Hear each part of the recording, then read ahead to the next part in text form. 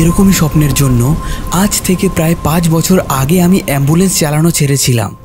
তখন মৃত লাশের দেহ আমাকে হাসপাতাল থেকে ওই মৃত ব্যক্তির বাড়িতে পৌঁছে দিতে হতো। দিন শেষে আমার ওইসব চিন্তা ভাবনা স্বপ্নের মধ্যে হানা দিত। তাই অ্যাম্বুলেন্স চালানো ছেড়ে দূরে শহরে পার্ক স্ট্রিটের একটি এটিএম গার্ডে আমি নিযুক্ত হই। আমি সোমনাথ। এখনও মাঝে সাঝে স্বপ্নের মধ্যে সেই মৃত লাশগুলি আমায় তাড়া করে বেড়াচ্ছে। যাই হোক, এত রাতে ঘুম ভাঙার পরেও আমার ঘুম আসছে না। তাই আমি পাশে থাকা খবরের কাগজটি নিয়ে পড়া শুরু করলাম। হঠাৎই চোখে পড়ল আমাদের গ্রামের ঘটনা। মৎস্যলন্দপুর স্বরূপনগর এলাকায় ঘটে গেল আবার একটি মর্মান্তিক ঘটনা, যেখানে স্বরূপনগর এলাকায় বসবাসকারী নিরঞ্জন সরকার নামক যুবকের লাশ পাওয়া গেল ইছামতি নদীর জোয়ারে। গতকাল যুবকের লাশটি মাছ ধরার জালে আটকে গেলে জেলেরা সেই জাল থেকে উদ্ধার করে মৃত লাশটিকে। তারপর তারা পুলিশের হাতে তুলে দেয়। খবরের কাগজে থাকা ছবিটি ভালো করে দেখে আমি চিনতে পারলাম এই সেই নিরঞ্জন। যখন আমরা একসাথে গাড়ি চালাতাম তখন আমরা একে অপরকে খুব সাহায্য করতাম। ইস, খুব ভালো ছিল ছেলেটা, কিন্তু একটু মদ্যপান করত। যাই হোক, তার আত্মার শান্তি কামনা করি।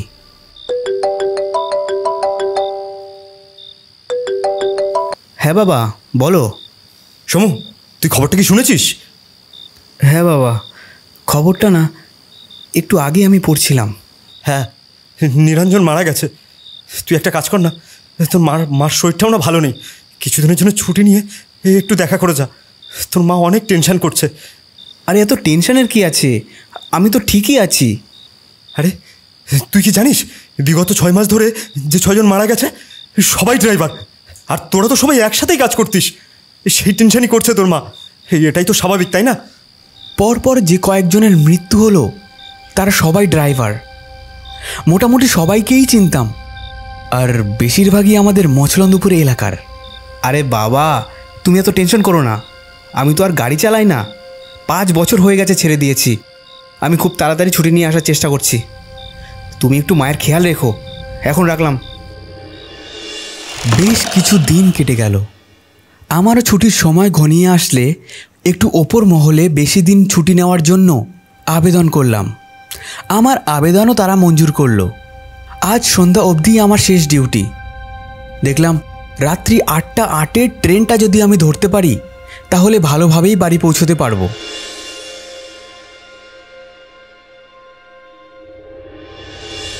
আমার অপরিবর্তে আরেকজন আসলে আমি রীতিমতো ব্যাগ নিয়ে বেরিয়ে পড়লাম।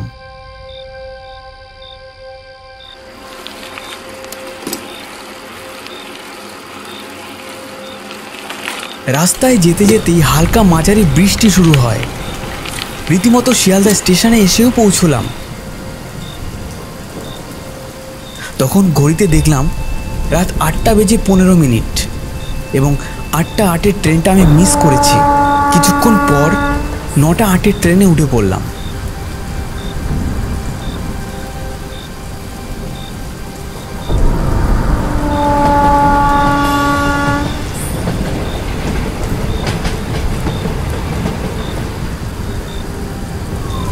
এসে পৌঁছতে শুরু হয়ে গেল ভীষণ কালবৈশাখী ঝড়। স্টেশনেই অপেক্ষা করতে লাগলাম ঝড় থামার। তার মধ্যেই দেখলাম 2টো লোক এত রাতে পেটিতে ভরে নিয়ে যাচ্ছে ইলিশ মাছ। আমার এখনও বাড়ির জন্য কোনো খাবার নেওয়া হয়নি, আর আমার মাও খুব ইলিশ মাছ পছন্দ করে। তাই তাদের কাছ থেকে রিকোয়েস্ট করে আমি 2টো ইলিশ মাছ কিনে নিলাম। অনেক খুশি হবেন আমার মা। ধীরে ধীরে ঝড় থেমে যেতেই আমি গিয়ে বাসের সন্ধান করতে লাগলাম। ভাগ্যের একই পরিহাস, এখন কোনো বাস বা অটো নেই। আশেপাশেই চেয়ে দেখলাম একজন ভ্যান চালক ভ্যানে বসে কি একটা বোতলে চুমুক দিয়ে খাচ্ছে। আমার বুঝতে দেরি হলো না এটা, কিন্তু যাই হোক, আমি তার কাছে গিয়ে জিজ্ঞেস করলাম, এই যে দাদা, বলছিলাম কি আমার একটু বাড়ি ছেড়ে দেবে? বাড়ি না দাদা, আপনি বললে আপনাকে খাটে তুলে দিয়ে আসতে পারি। আরে দাদা, মস্করা বাদ দিন না, আমার বাড়ি স্বরূপনগর, তাড়াতাড়ি যেতে হবে, বুঝতেই তো পারছেন। কী যে বলেন দাদা, একটু আগে একটা প্যাসেঞ্জারকে চাঁদে ছেড়ে দিয়ে আসলাম, হ্যাঁ আপনি এখান থেকে সামান্য স্বরূপনগর যেতে পারবেন না? তার কাছ থেকে খুবই দুর্গন্ধ বেরোচ্ছে এবং সে কথাটাও ঠিকঠাক বলতে পারছে না। কি বলছেন তা উনি নিজেও জানেন না, আর আশেপাশেও কাউকে দেখতে পাচ্ছি না। ইনিই একমাত্র আছেন যিনি এত রাতে আমাকে বাড়ি পৌঁছে দিতে পারে। দাদা, দয়া করে এত রাতে আমার সাথে ঠাট্টা করবেন না। যা চাইবেন তাই দেবো। কত ভাড়া লাগবে আপনার? আরে দাদা, এই শোভনগর কি এখানে? এ অনেক দূর, বৃষ্টির সময় বুঝতে পারছেন না। হ্যাঁ, আপনি 500 টাকা দেন, তাহলে আপনাকে ওই টিপির ঘাট পর্যন্ত নামিয়ে দিয়ে আসতে পারি। যদি রাজি থাকেন তো বলেন। টিপির ঘাটের থেকে আমার বাড়ির রাস্তা 20 মিনিট। ব্রিজ পেরিয়ে চলে গেলেই আমি যেতে পারবো। আমি আর বেশি কিছু না ভেবেই ভ্যানে উঠে পড়লাম। চলো। যত এগোচ্ছি আরও যেন ঝোড়ো হাওয়া বেড়েই চলেছে। তার মধ্যেও ভ্যান চালক আমায় রীতিমতো পৌঁছে দেওয়ার জন্য তার শেষ চেষ্টাটুকু চালিয়ে যাচ্ছে তার দুটো পা দিয়ে। আরে বাবু মশাই, আপনি তো প্যানিক নেবেন না, ঠিক আছে? কারণ আমি টনিক খেয়ে আছি। আপনাকে পৌঁছে দেওয়ার দায়িত্ব আমার। হ্যাঁ, আপনি ধরে বসুন তো ব্যাগগুলো।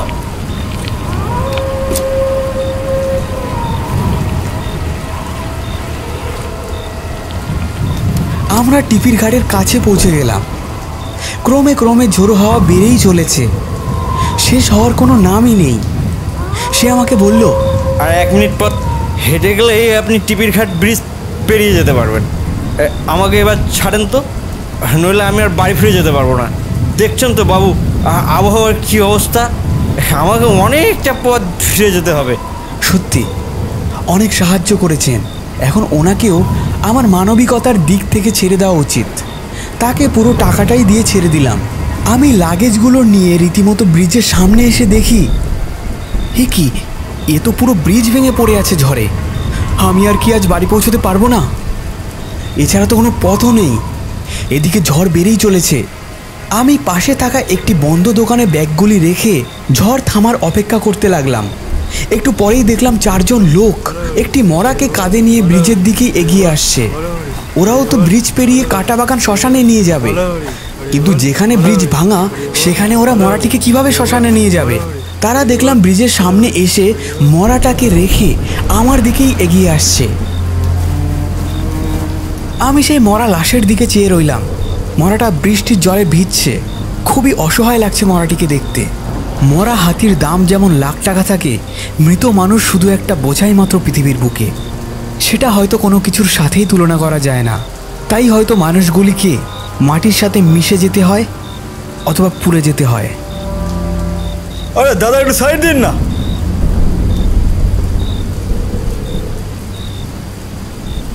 সত্যি বুড়োটা মরার টাইম পেল না, এই ঝড় বদলের দিনেই মরতে হলো। আরে মানুষের মৃত্যু কি সব বলে কই আসে? সব কপাল রে ভাই, সব কপাল। ওই দেখ, এই নৌকা নিয়ে একজন এদিকে আসছে। ওনাকে চল বলি যেন আমাদের কাঁটাবাগান শ্মশানে দিয়ে আসে। এটা বলতে বলতেই ওরা 4 জন বেরিয়ে পড়ল। ইস, আমার কেন যে আগে চোখে পড়লো না। তাদের মধ্যে দেখলাম 2 জন নৌকো আরোহীর কাছে গিয়ে ফিস ফিস করে কি যেন একটা বলল। আবহাওয়াও দেখলাম আগের মতো ধীরে ধীরে ঠিক হতে লাগলো।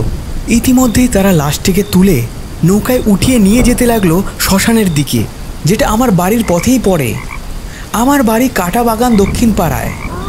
হাতের ঘড়িটির দিকে তাকিয়ে দেখলাম রাত 1টা 30 মিনিট।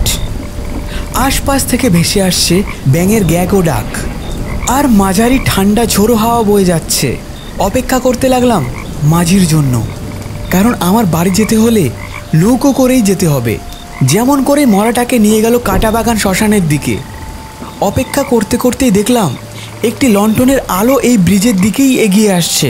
যেহেতু আকাশ ভেদ করে একটু চাঁদের আলো ছোঁয়া দিয়েছে, সেহেতু দেখে বুঝতে দেরি হলো না যে নৌকো আরোহীই আসছে। আমি তড়িঘড়ি করে ব্রিজের সামনে গিয়ে ডাকতে শুরু করলাম, এই যে দাদা, শুনছেন? ও দাদা! উনি কোনো সারা শব্দ না দিয়েই আমার সামনে নৌকা নিয়ে চলে আসলেন।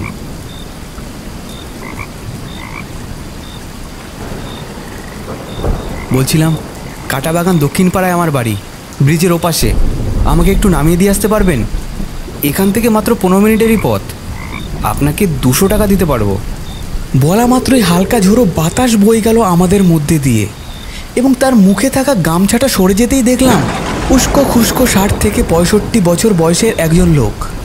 না গো বাবু, আমিও তো সস্তার মাঝি নই। আমারে দেখে কি তাই মনে হচ্ছে? আমি একজন শিকারী, শিকার করতে বেরিয়েছি।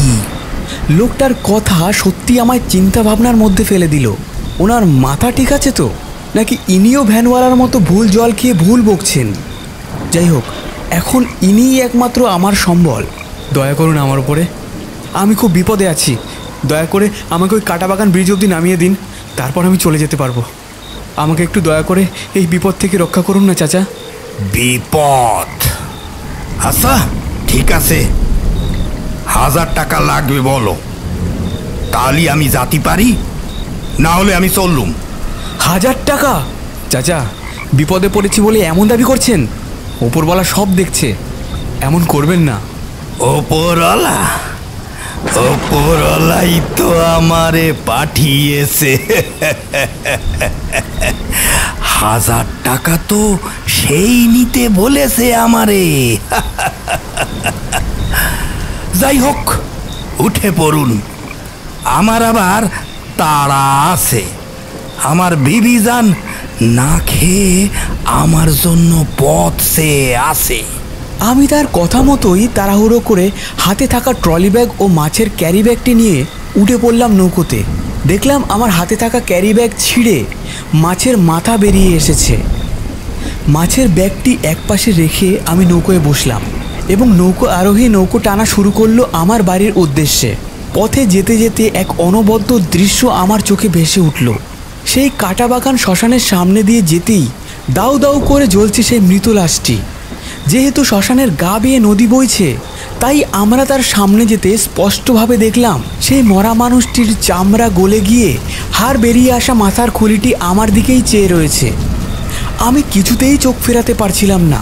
কোনো মরাকে এইভাবে পুড়তে আমি আগে কখনো দেখিনি। হঠাৎই দেখলাম সেই মরাটি তার গায়ের ওপর জ্বলন্ত কাঠ ভেদ করে জেগে উঠেছে। আরে আরে, এত ভয় পাওয়ার কি আছে? থামুন, সত্যি আপনি আজব মশাই। জ্বলন্ত চিতার পাশে থাকা একটি লোক বাঁশ দিয়ে বাড়ি মারল মরাটির গায়ে এবং সাথে সাথেই দেখলাম মরাটি আবার জ্বলন্ত কাঠ ভেদ করে নিচের দিকে নেমে গেছে। সত্যি এক আজব ভয়ঙ্কর দৃশ্যের সম্মুখীন হলাম আজ।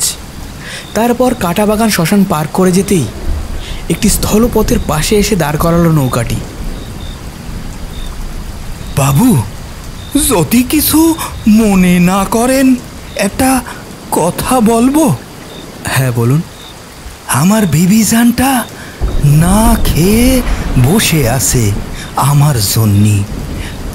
আপনারে বাড়ি দিয়ে আসতে আমার অনেক দেরি হয়ে যাবে।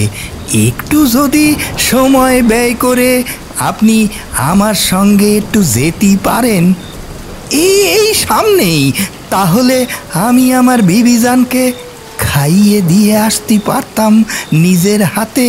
ও কিছুই খেতে পারে না, আমি খাইয়ে না দিতে পারলি। চলুন না বাবু, এই সামনেই। যাই হোক, ইনি আমার অনেক উপকার করেছেন। এত সময় তো ব্যয় হয়েই গেল, আর একটু সময় না হয় যাক। আচ্ছা চলুন। লোকটি নৌকার গতিপথটি উল্টো দিকে নিয়ে যেতে লাগলো। বেশি পথ যেতে পারিনি। কিছুক্ষণের মধ্যেই নদীর পাশ থেকে কিছু শেয়াল ডাকাডাকি শুরু করেছে। কিছু শেয়াল নদীর পাশে এসে আমাদের দিকে আক্রমণাত্মকভাবে ডাকছে এবং সে মাঝি তাদেরই দিকে নৌকোটি ধীরে ধীরে নিয়ে যাচ্ছে। এ কি দাদা, এমন করছেন কেন? ওরা ওরা আক্রমণ করতে পারে, নদীর বরাবর হয়ে চলুন। আরে দাদা, দেখতেই তো পাচ্ছেন ওরা ওরা একসাথে অনেকগুলো শেয়াল একত্রিত হচ্ছে। ওরা কিন্তু আমাদের আক্রমণ করতে পারে। একটু ভালো করে চলুন না দাদা। আমার কথায় কোনো কানে দিল না সে, উল্টে আমাকে ধমক দিয়ে বলল, আরে বাবু, দেখে তো মনে হয় 30 বছর বয়স, 3 বছর বাচ্চা ছেলের মতো আচরণ করছেন কেন? হঠাৎ তার পাশ থেকে একটি বড় কোচ হাতে নিয়েই ঘুরিয়ে আক্রমণাত্মক শিয়ালের দিকে ছুঁড়ে মারল। কোচটি গিয়ে শিয়ালটির বুকের পাঁজরে গেঁথে গেল এবং পাশে থাকা শিয়ালের পালেরা সেটি দেখে ভয়ে বাগানের মধ্যে ঢুকে গেল। লোকটি নৌকা থেকে ঝাঁপিয়ে পড়ে এগিয়ে গেল আহত শিয়ালের দিকে। তারপর শিয়ালের পাঁজরে গেঁথে থাকা কোচটি আরও জোরে চাপ দিয়ে গেঁথে দিল তার দেহের এপার ওপার। ছটপট করতে করতে শিয়ালটি মৃতপ্রায় অবস্থায় পড়ে রয়েছে। লোকটি কোচটি বার করে দূরে থাকা শেয়ালগুলির দিকে দৌড়ে গেল। পুরো ঘটনাটি আমার চোখের সামনে ঘটছে। ঘটনাটি আমার স্বপ্নে দেখা সবথেকে ভয়ঙ্কর ঘটনাগুলির থেকেও ভয়ঙ্কর লাগছে, কিন্তু এটা যে কোনো স্বপ্ন নয়, বাস্তব রূপে রূপান্তরিত হয়েছে এবং সেটা আমার চোখের সামনেই বিদ্যমান। লোকটি আবার এসে মৃতপ্রায় শিয়ালটিকে বারবার কোচ দিয়ে আক্রমণ করে যাচ্ছে। লোকটির মুখের দিকে তাকিয়ে দেখলাম কোন এক প্রতিশোধের আগুন ফুটে উঠেছে তার চোখে মুখে। ওরা তো সামান্য একটা জীব মাত্র, ওদের সাথে আবার কিসের প্রতিশোধ? ধীরে ধীরে শিয়ালটি নড়াচড়া বন্ধ করে দিয়েছে। তারপর শিয়ালটির 2 ঠ্যাং ধরে নৌকার দিকে ছুঁড়ে মারল লোকটি। লোকটি নৌকায় উঠে পড়ার পর আমি তাকে জিজ্ঞেস করলাম, কি দাদা, আপনি মারলেন কেন আর মেরেও নৌকা উড়ালেন কেন? বাবু, আমি না মারলে ওরা যে আমাদের মেরে ফেলতো। আর আমি তো আগেই বলেছি আমি একজন শিকারী। সে তো ঠিকই আছে, কিন্তু আপনি নৌকায় তুললেন কেন? এদের মাংস খাবো বলে। এদের না খেলে এরা যে আমাদের খেয়ে ফেলতো। শিয়ালের মাংস অনেক মূল্যবান জিনিস, অনেক সুস্বাদু, অনেক দামি জিনিসও আমাদের কাছে। বাবু, আমরা গরিব মানুষ, আমাদের অত টাকা নেই যে দোকানে গিয়ে মাংস কিনে খাবো। আর এগুলো তো বাজারে বিক্রিও হয় না, এভাবেই মেরে খেতে হয়। না হলে এরা অন্য কাউরে খেয়ে নেবে। আমি আরো ভালো কাজ করছি বলতে পারেন। শত্রুদের মাংস যে কত সুস্বাদু সে বলে বোঝানো যাবে না আপনারে। হ্যাঁ, আমার তো দেখে তাই মনে হচ্ছিল, কিন্তু কিন্তু কিসের শত্রুতা আপনার ওই নিরীহ জীবগুলোর সাথে?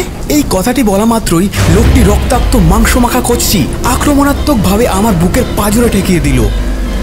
আমারে দেহে কি আপনার নিরীহ বলে মনে হয়েছিল? যখন কোনো কিছু আপনারে আঘাত না করবে ততক্ষণ পর্যন্ত আপনি বুঝতে পারবেন না সে নিরীহ কি না। আর ওরা কতটা নিরীহ তা ওদেরকে আমি কাছ থেকে দেখেছি। আপনারে যদি একা ছেড়ে দেয়া হতো তাহলে বুঝতে পারতেন ওরা কতটা নিরীহ।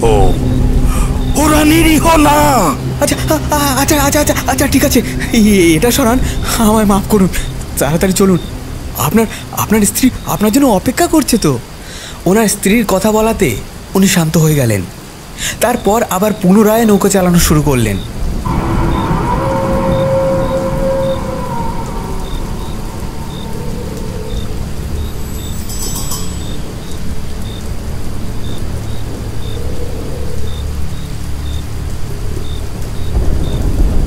ধীরে ধীরে কিছুক্ষণের মধ্যেই নৌকোটি এসে থামলো নদীর এক প্রান্তে। বাবু, এই আমার ঘর।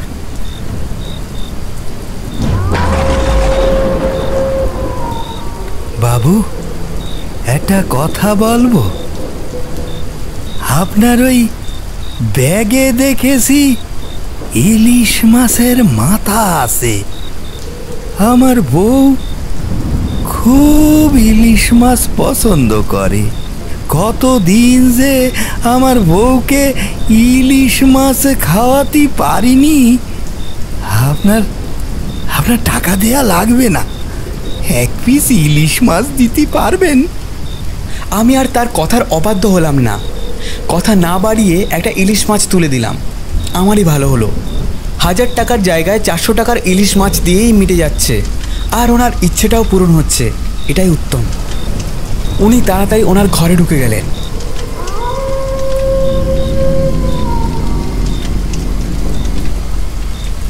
অনেকক্ষণ ধরে অপেক্ষা করলাম, তার কোনো খোঁজ নেই।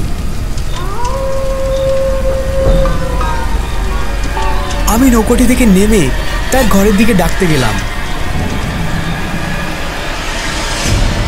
ঘরটা স্বাভাবিক কেমন যেন একটা।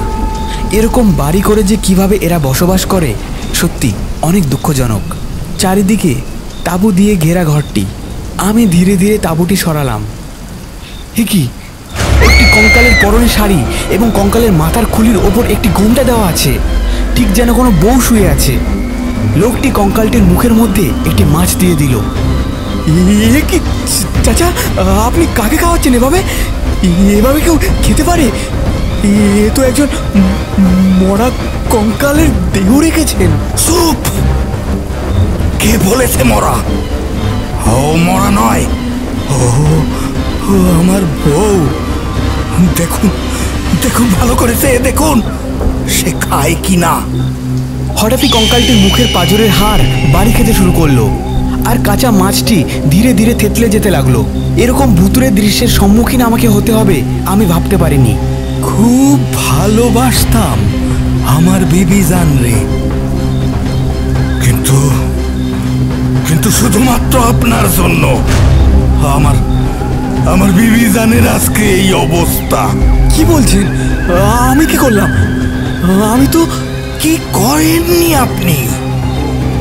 আপনাদের মতো মানুষ কি করতে পারে সেটা ভুললে কি করে হবে বলুন? মনে করে দেখেন, আজ থেকে 100 বছর আগে এরকমই সেই ঝড় বাদল বৃষ্টির দিনই আমি আমার বিবি জানরে নিয়ে আপনার অ্যাম্বুলেন্সে উঠিয়ে হাসপাতালের দিকে রওনা হতি। বাবু, উঠানো হয়ে গেছে, তাড়াতাড়ি গাড়ি ছাড়েন। আমার বিবি জানের নিঃশ্বাস নিতে অনেক কষ্ট হচ্ছে, তাড়াতাড়ি চলুন। ঠিক আছে, তাড়াতাড়ি গাড়িতে উঠে বসুন। আমি আপনার কথা মতো গাড়িতে উঠে বসলাম। ওগো, শুনছো?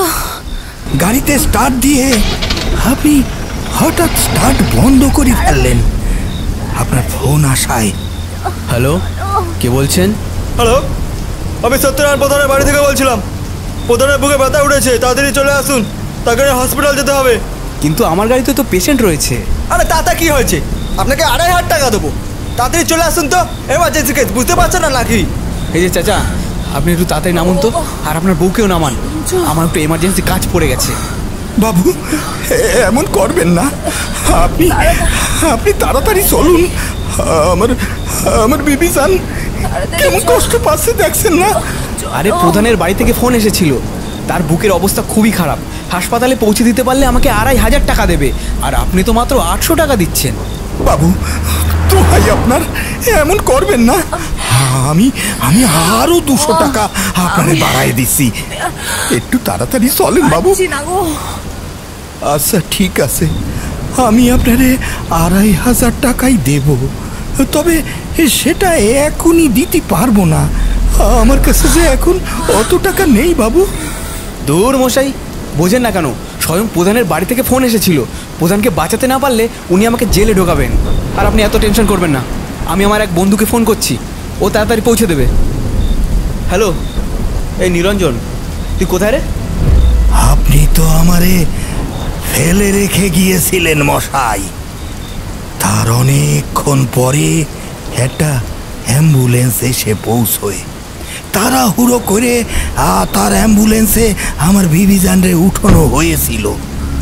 আমরা রওনা দিয়েছিলাম হাসপাতালের দিকে, কিন্তু কিছু পথ এগিয়েই সে মদ খাওয়া শুরু করে দেয়। দাদা, একটু তাড়াতাড়ি চলেন, আর আপনি দয়া করে মদ খাওয়াটা বন্ধ রাখুন, নাইলে দুর্ঘটনা ঘটে যেতে পারে। ও বুড়ো, চুপচাপ বসে থাকেন তো। দিচ্ছেন তো মাত্র 800 টাকা, আমার বাবা কথা গেছে, ঠিক মতো পৌঁছে দেওয়ার দায়িত্ব আমার। আপনি শুধু চুপচাপ বসুন।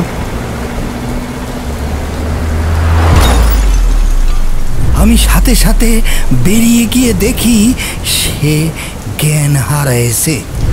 আমি অনেক ডাকাডাকি করায়ও তার কোনো সারা শব্দ মেলেনি।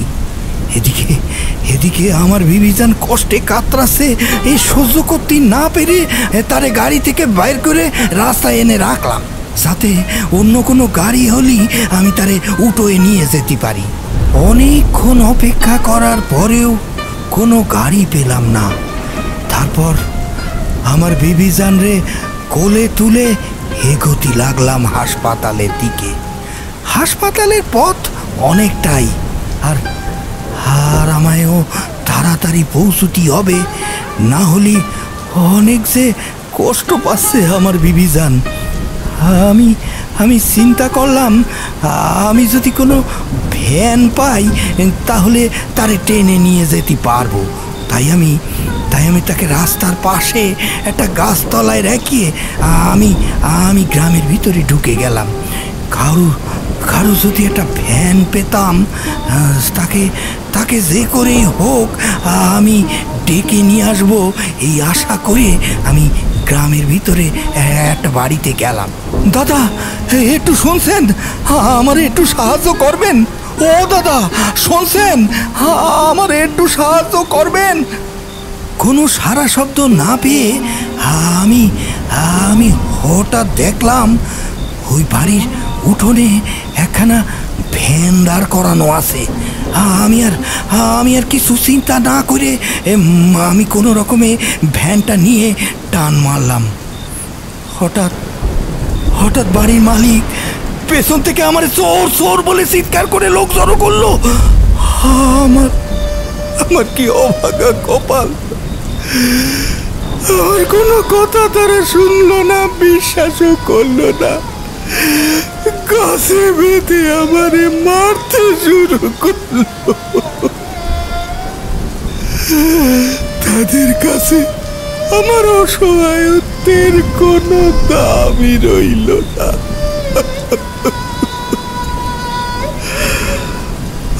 অনেকক্ষণ পর তারা আমারে সাইডে দিল। আমি আহত অবস্থায় অনেক কষ্টে আমার বিবিজানের কাছে এসে পৌঁছলাম। এখানে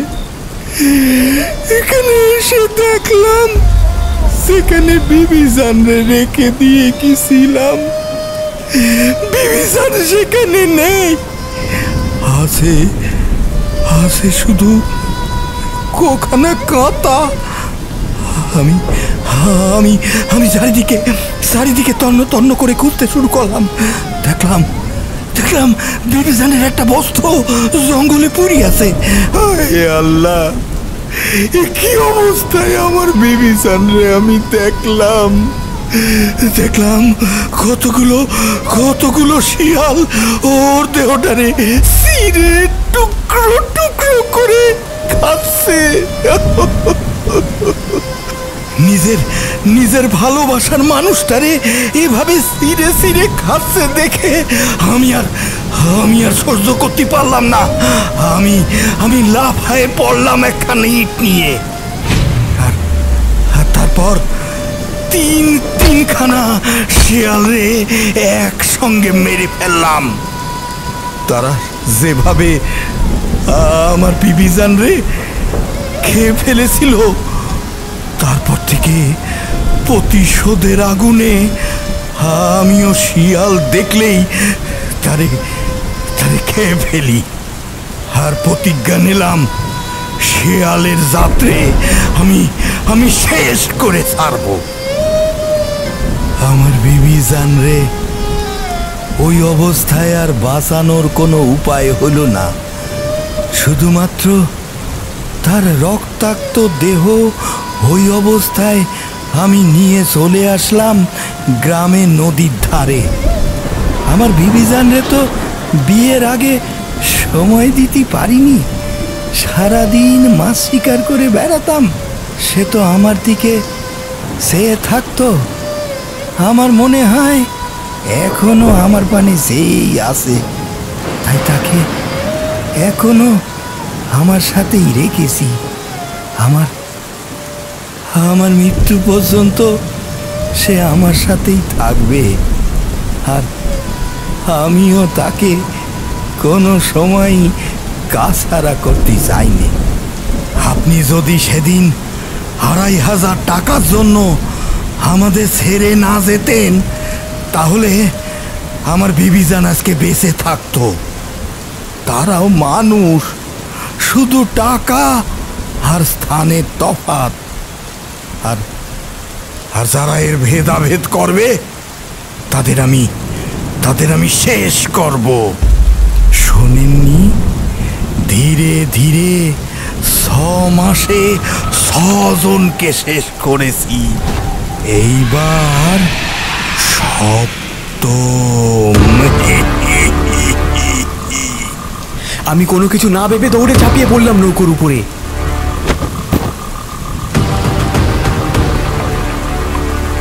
নৌকোর বৈঠাটি নিয়ে শুরু করলাম চালানো। আমি নৌকো নিয়ে জোরে জোরে চালানো শুরু করলে সেই লোকটিও ঝাঁপ মারল নদীর জলে। এদিকে আবহাওয়াও বদলাতে শুরু করেছে, হঠাৎই জোরে হাওয়া শুরু হয়েছে।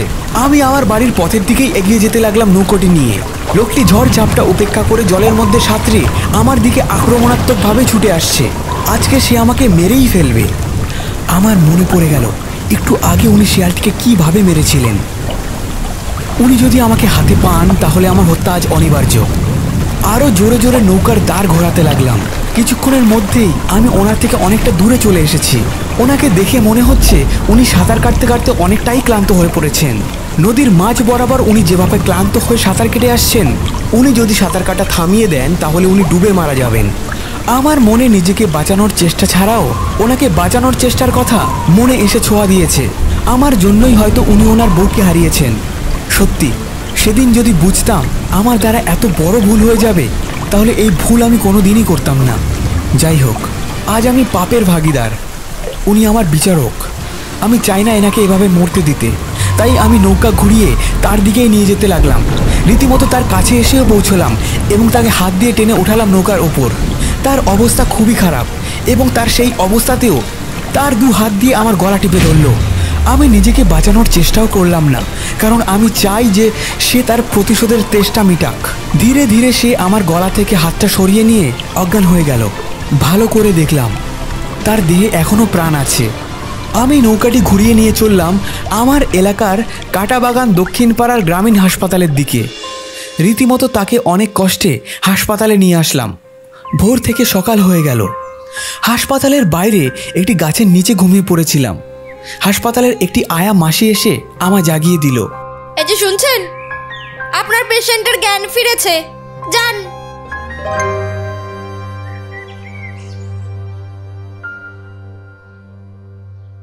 আমাকে মাফ করবেন। সেদিন প্রধানের চাপে, টাকার লোভে আমি পরিস্থিতির শিকার হয়েছিলাম। আমার ভুল আমি বুঝতে পেরেছি। আমি যতদিন বাঁচব চেষ্টা করব যেভাবে আপনি ক্ষতিগ্রস্ত হয়েছেন সেরকম ক্ষতিগ্রস্ত যেন আর কেউ না হয়। আমাকে বাঁচার সুযোগ দিন আর আপনি আমার বাড়িতে চলুন। সারা জীবন আমি আপনাকে আমার বাবার পরের স্থান দিয়ে রাখব। আমাকে ক্ষমা করুন আর আপনার বইয়ের সৎকারের ব্যবস্থা আমি করব। আমাকে ক্ষমা করুন। আমার পাপের প্রায়শ্চিত্ত আমাকে করতে দিন।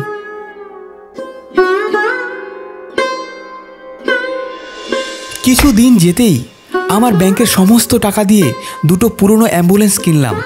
একটা কিনলাম গরিব মানুষের জন্য, যে অ্যাম্বুলেন্স শুধুমাত্র যাতায়াতের জন্য যতটুকু তেল প্রয়োজন সেটুকু দিলেই অ্যাম্বুলেন্সটি হাসপাতালে রোগীদের পৌঁছে দেবে। এছাড়া পেশেন্টের বাড়ির থেকে 1 টাকাও নেওয়া হবে না। আর আমি চালাবো আরেকটি অ্যাম্বুলেন্স, যেটি শুধুমাত্র বয়স্ক মানুষদের জন্য। যাদের ছেলেমেয়ে নেই তাদের কাছ থেকে কোনো দিনও টাকা নেব না। আর আমার পেট চালাতে যতটুকু ন্যায্য মূল্য ততটুকুই নেব। এই সিদ্ধান্ত নিয়েই আমি সোমনাথ আবার শুরু করলাম অ্যাম্বুলেন্স চালানো। যতদিন এই জীবন থাকবে মানুষকে তার স্থানের ও টাকার ভেদাভেদ না করে যে আগে আসবে তাকে পৌঁছে দেওয়ার চেষ্টা করব হাসপাতালের উদ্দেশ্যে। সেই আশীর্বাদ নিতেই আমি করিম চাচার পায়ে প্রণাম দিতেই সে আমাকে জড়িয়ে ধরল। বন্ধুরা, তোমাদের জন্য একটি প্রশ্ন, বলো তো এই গল্পে সোমনাথের বন্ধুর নাম কি ছিল? সঠিক উত্তরদাতাদের মধ্যে থেকে লাকি ড্রয়ের মাধ্যমে 3 জনকে বেছে নেওয়া হবে এবং পরের ভিডিওতে তাদের নাম ঘোষণা করা হবে এবং সেই 3 জনকেই 2 GB করে ডেটা রিচার্জ করে দেওয়া হবে। তাড়াতাড়ি উত্তরটি কমেন্ট করে জানাও এবং তার স্ক্রিনশট করে নিচে দেওয়া ইমেলে মেইল করো। আর সাবস্ক্রাইব করতে ভুলবে না।